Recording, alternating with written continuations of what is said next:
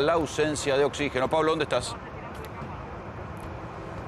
Estamos aquí en el hospital Iriarte, en Quilmes, y a mi espalda la fábrica que tiene este hospital para producir oxígeno.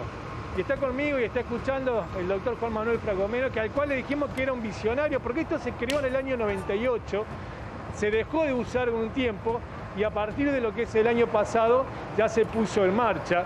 Pero voy a invitar a que la cámara entre, porque obviamente que aquí lo importante es ver esta maquinaria, ¿no es cierto?, cómo está funcionando, que abastece obviamente aquí el hospital, y también cuando el doctor me decía recién, cuando hace falta y a ellos les sobra, pueden, digamos, brindarle también este servicio a otros lugares. Pero, bueno, doctor, usted no me aceptó la palabra visionario, pero finalmente hay que decir que tiene que darme la razón.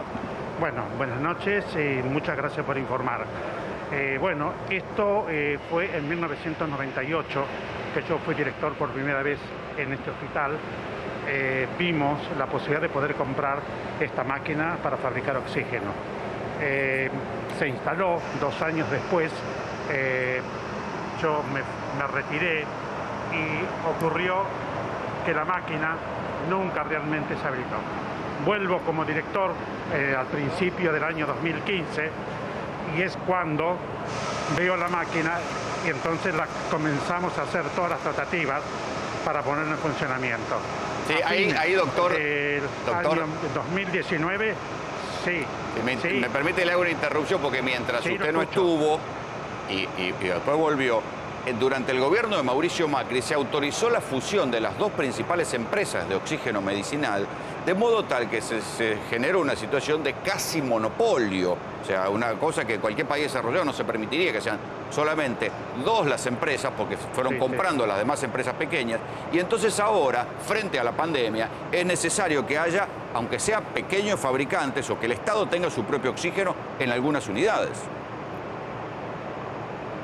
Sí, totalmente de acuerdo con usted. Cuando en el 98 se adquirió, se pensó de esa manera, que no podíamos estar a merced de los monopolios. Bueno, la máquina, repito, a principios del 2015, que yo volví a ser director, pusimos de acuerdo esto, hicimos todos los servicios para poner en funcionamiento, y a fines del 2019, ya sabiendo que venía la pandemia, la pusimos en funcionamiento. Esta máquina produce 16.000 metros cúbicos de oxígenos anuales y se puede cargar, para que más o menos tengamos una idea, unos 2.000 tubos por mes. Bien, doctor. Por supuesto que una cuestión es producirla y otra cuestión es cargar los tubos. Soledad lo saluda. Le pregunto por cómo son estos tiempos. ¿Qué tal? ¿Es real que necesita 12 horas de enfriamiento el oxígeno para poder hacer la división que permite compactarlo? ¿Son 12 horas de procedimiento? No, son 2 cosas diferentes. Una cosa es el oxígeno líquido, bien, criogénico, que eso lo fabrican las grandes industrias. Que son las que hablábamos recién. Nosotros también tenemos acá, claro que también lo tenemos, ¿de acuerdo? Quirófano, maternidad, tienen terapia intensiva, tienen eso. Pero ante la gran demanda de oxígeno debido a esta pandemia, nosotros producimos oxígeno gaseoso. Perfecto, perfecto. Que es diferente, entonces no se tarda 12 horas. Aquí se estará tardando aproximadamente 10 tubos cada 3 horas, 4 horas. ¿Que este oxígeno sirve para qué? ¿Cómo está la máquina? ¿Qué aplicación se le da ahora en COVID? Todo. Claro, pero a ver, discúlpeme si me equivoco, doctor, para una explicación más didáctica. Una cosa es el oxígeno que sale de la válvula al lado de las camas y otra cosa es el tubo que se pone al lado de las camas. Son como 2 fuentes diferentes de oxígeno. Ustedes llenan los tubos nomás. El otro oxígeno es el que producen las grandes empresas. El oxígeno el oxígeno en última instancia va a terminar siempre en estado gaseoso. Claro. ¿De acuerdo? En aire va a terminar siempre. Tanto sea el líquido, tanto sea esta forma que tenemos gaseoso. Nosotros, ante las aperturas de camas y el tener un módulo, lo que hemos hecho, que ese módulo lo estamos abasteciendo con estos tubos. Claro. Y por supuesto que todo lugar que nosotros podemos habilitar para poder ampliar camas, estamos supliendo el oxígeno con estos tubos. Claro. Bien. O sea que si ponen nuevas camas, ponen estos tubos al lado. Correcto. Permite esto correcto. ampliar esa capacidad de camas que es la que tanto nos está faltando en el país. Por supuesto, por supuesto. Hoy la necesidad es el oxígeno.